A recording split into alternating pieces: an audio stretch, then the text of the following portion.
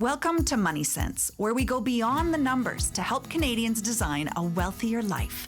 With host Brent Laux and trusted experts Kevin Hegedus and Andrew Roddick, partners at PWM Private Wealth Counsel and portfolio managers with Q Wealth. Whether you're preparing for retirement, designing tax-efficient income, or planning for future generations, financial decisions can be overwhelming. With a spotlight on pension-style investing strategies that prioritize long-term stability, Kevin, Andrew, and the PWM team will share their insights and perspectives to help you protect what you've worked a lifetime to build. Because effective financial planning should feel like laying a strong foundation. This is Money Sense. Hello and welcome to our Money Sense program. We've got another very interesting show for our listeners, for our viewers today. I'm Brent Laux and we're joined by Kevin Hegedus, portfolio manager with Q Wealth Partners, and of course, Kevin, the founder of PWM Private Wealth Counsel. Good to see you, Kevin, and welcome back to the program. Great to be here, Brent. Thank you. And we're very excited to be joined by Patti Durand. Patti is a speaker and author of The Future Leader, the guide to family business leadership. We're talking family succession. Patti, thank you for joining us. My pleasure. Thank you. And this week, I understand we're going to be discussing how families can avoid making unhelpful assumptions when it comes to family farm transition. Before we get started, Kevin, let's get some thoughts from you, a little bit of history about how PWM and Patti came together and how the work you do benefits your clients. Yeah, for sure, Brent. So I guess, first of all, I just want to start by thanking Patti for coming on the show today. I'm really looking forward to our discussion. And I'm sure, many of our listeners are going to find this beneficial. Many of you may know that Patti's written a book, and it's called The Future Leader, The Successor's Guide to Family Business Leadership. And this book and Patti's work, I think it's really complementary to the discussions that we have with our clients, in particularly our farm clients. And it really, I think it offers a fresh perspective into things like succession planning and then navigating some of the challenges and family dynamics that business owners go through with their family. So yeah, that's what we're going to talk about today. Looking forward to it. Absolutely. It's a perfect place to start. So Patti, again, welcome to the program. And for those that don't know your story, tell us a bit about your background. That's a whole show in itself. I kind of describe myself as I'm a curious kid who lives in Humboldt. I grew up on a farm actually north of Winnipeg originally, and my husband and I have been longtime entrepreneurs in the Humboldt area, focused in agriculture. The work of my most recent 10 years has really been focused with family businesses and guiding conversations. And through that, I began to see patterns. And so, as much as it's important to be one-on-one with families, I grew to appreciate that there is a larger, kind of more universal experience. And how do I help more families? Well, writing a book and conversations like these allow for that. Well, let's get into the assumptions then that you see when it comes to farm transitions. How did you notice these assumptions and how do you know that they're commonplace? So, in this most recent decade, I've spent time with over 400 farm families one-on-one, and it did not appear that there was any common threads. It didn't matter if they were wealthy, poor, so in debt up to their eyeballs or cash falling out of their pockets, young, old, educated, straight out of high school, many family members involved, not urban, rural. There was the common threads that didn't play favorites. And so it was thinking about those assumptions and thinking about those commonalities that I just want to put out to the masses for them to pause and think about their own situation. Patti, when we look at family business transition plans, like I think a lot of us would agree it's a critical final step. Would you agree with that, or would that be an assumption that you kind of challenge? What are your thoughts on that?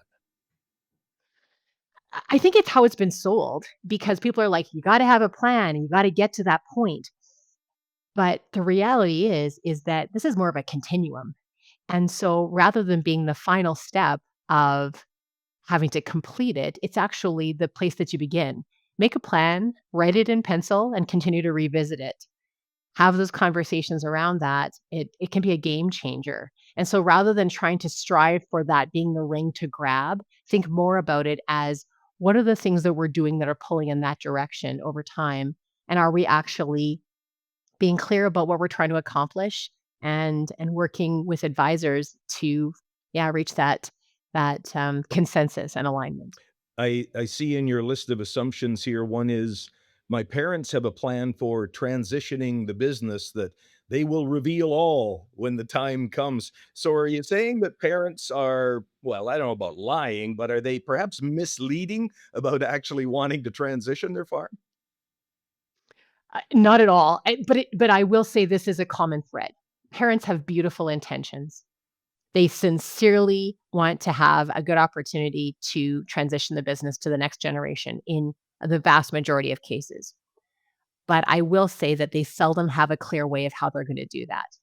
And the reason why is because it's complex. There's a lot of moving parts here. There's if they have more than one child, they're trying to consider farming and non-farming siblings. They're trying to consider their own well-being and how long they might live and what that might cost. There's a lot of things that they can say, yes, we want to transition this farm. So again, the intention is there, but is there a plan of how this is going to happen? Often not. But the child, as they get into adulthood, assume that the plan is there when it isn't. And it's when it gets into later years, they get into their 30s and 40s and realize there isn't a plan for this thing they've committed their career to, is a vulnerability that I want to try to help prevent. And I know another assumption that you often see is my parents have a guy. Our current advisor will be able to serve our needs for setting up the farm transition when that time comes. Are you saying that maybe some of these advisors aren't that skilled in it? There's so many great advisors with great skill sets. But one thing that I try to clarify is that the advisor that serves you in either your day to day or annual needs, in terms of your financial plan or in terms of your financial statement, pardon me, or maybe mortgage transfers, those kind of smaller legal transactions, those lawyers, accountants, financial planners that serve in the short term might not be well suited in the long term. And so it's worth a pause to ask a question. Say, ask those advisors, can you serve these needs that we have coming up? If not, who would you recommend? The comparison I give is that you wouldn't go to your family doctor and expect them to have expertise in a particular, maybe a disease or affliction. You would be very logical to go to a specialist.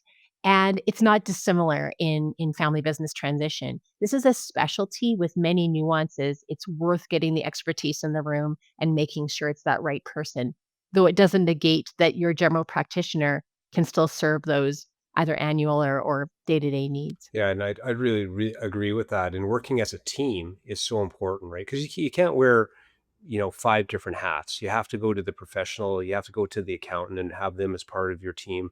Someone like Patty to come in as part of the team to handle the family dynamics and have some of those hard conversations that sometimes those families, it's hard for them to even open up to their financial advisor, to their banker, right? My next question, and again, this is another one of the assumptions, deals with farm transition and about how to minimize taxes. I do a lot of financial plans. It's one of the things that I focus on. How do you feel about that question about tax planning? Where would you, I guess, rank it as well? Yeah. So absolutely, it makes sense to do things tax efficiently. But if you initiate where saving tax is the goal of the process, the likelihood of it hitting the target goes way down. If instead you can reverse it, and I know, Kevin, you're going to ask these questions, is like, what are you trying to accomplish? What would a good outcome look like? And do all of the people who have a stake in this conversation have a voice at that table to say, hey, I would really like to see this? Then, once you have a sense of that, once you have that destination in mind, then think about tax efficiency. For sure, there's many ways to do it that can be economical and make a lot of sense.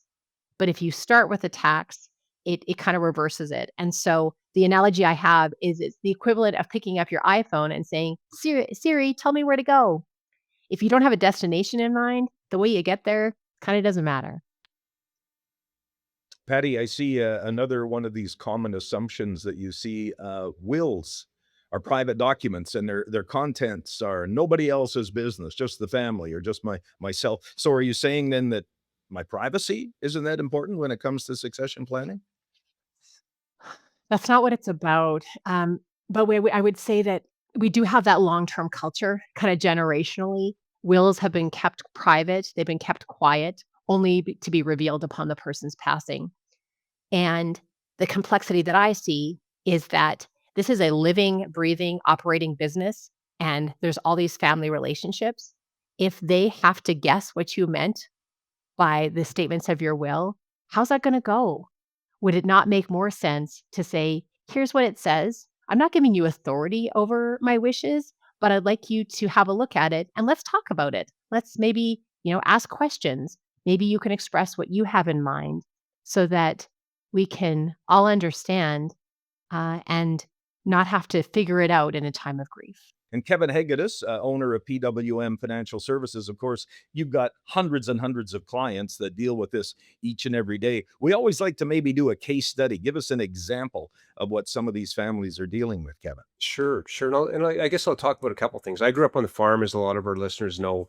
So some of the family dynamics, I've lived it. I've got two brothers. None of us are farming, rented out the land. So we've been dealing with that over the last couple of years. But I recently ran into a family and I did a financial plan for them. And I think this is a great case study. So mom and dad are right around 60 years old. They've got three children. One is farming. The other two are working off farm, and they both have really good careers. They have corporate owned land, so there's a fair amount of value in the corporate owned land.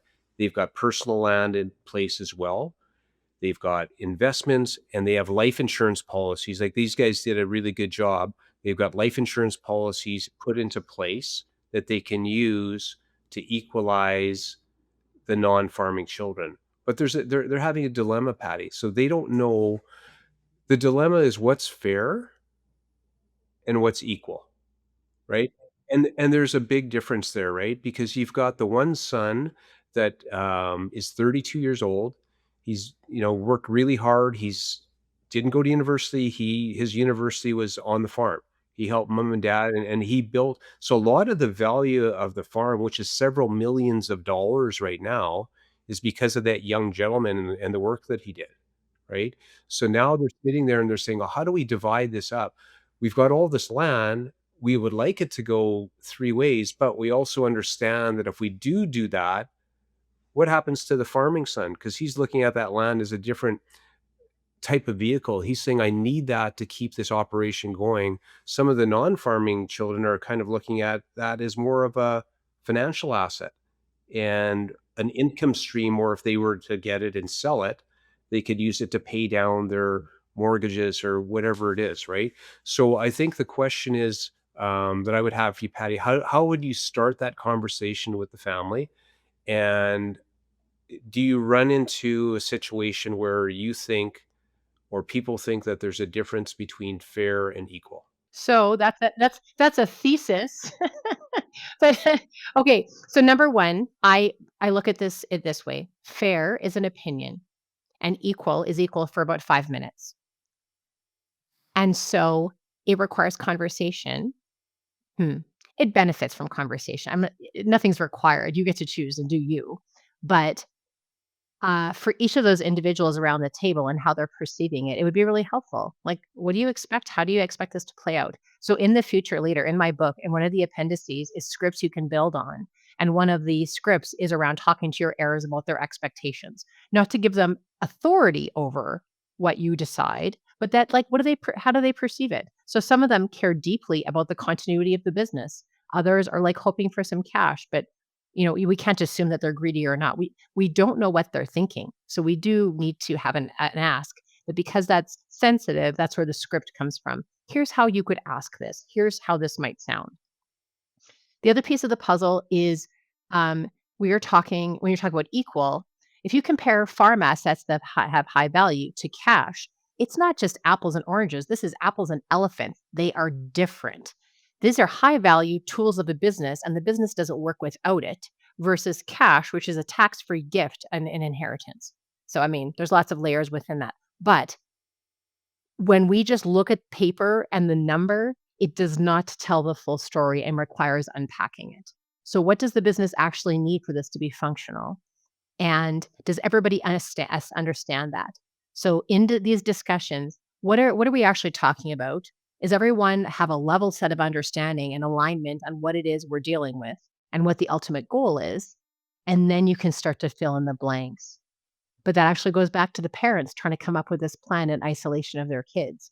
Their heirs are the ones who are going to have to live with it, often together at some level. Would it not make sense to include the heirs in the discussion? Again, not to give them authority, but to see their insights and make sure they have a perspective of stepping into their parents' shoes. Yeah, I think that's so true. And I think it all, it starts with that conversation, right? Sitting down, getting that family at the table, having that open discussion. Um, is there any particular time of the year that you think that works better than others? Obviously, we probably don't want to have that discussion in the middle of seeding or harvest, but is there any Truly. time of the year that you think the family is more relaxed or more open to having those discussions? I would say that it tends to be, the New Year tends to be kind of a time when "Ooh, we better get on this." They're reminded they still haven't done anything after the last year. But interestingly, I would say that I have had quite a lot of experience and good success with families having this conversation just before seeding. So kind of at the tail end of the winter, because these topics, these themes, these ideas and concepts require digestion. And so in my sessions with clients, I plant seeds of thought that they then reflect on over their busier season. It's kind of percolating. And then they're better able to come back to the table, say sometimes midsummer, sometimes post harvest. But that rhythm has proven effective in many instances. I'm sure a lot of farm families at this particular time of year might very well be having that discussion. We're pretty well out of time, you guys, and this is a topic that we could go on for hours on. Patti, we certainly appreciate your expertise. Patti Durand joining us, and of course, Patti works along with Kevin Hegedus at PWM. Kevin, some final words from you on our money sense today. Yeah, I guess I'd just like to finish by saying, having a detailed strategy for transitioning land to the next generation, it's critical. Obviously, we know that. And, it should be part of your comprehensive financial plan. Work with a team. We've got some great team members at PWM. If anyone is interested in this, if they'd like to take us up on it, we'd be happy to sit down with you and gather the proper information that we need to do a proper job and build that plan for you. Book a meeting with Patti as well. We'd be happy to organize that. Excellent. Patti Durand, again, thanks so much for joining us on Money Sense today. My pleasure. Thank you. Thank you, Kevin Hegedus. We'll see you again. Thank you for joining us for Money Sense, where we explore meaningful conversations about money, life, and the choices that shape them both. At PWM Private Wealth Counsel, they're here to help you build a life as solid as the financial plan they've built for you. And most importantly, give you the confidence to know you're going to be okay. Financial planning services are offered through PWM Private Wealth Counsel. Portfolio management services are provided by Q Wealth, a registered portfolio manager, investment fund manager, and exempt market dealer. PWM Private Wealth Counsel is an owner and partner in the Q Wealth Partnership, where money meets meaning.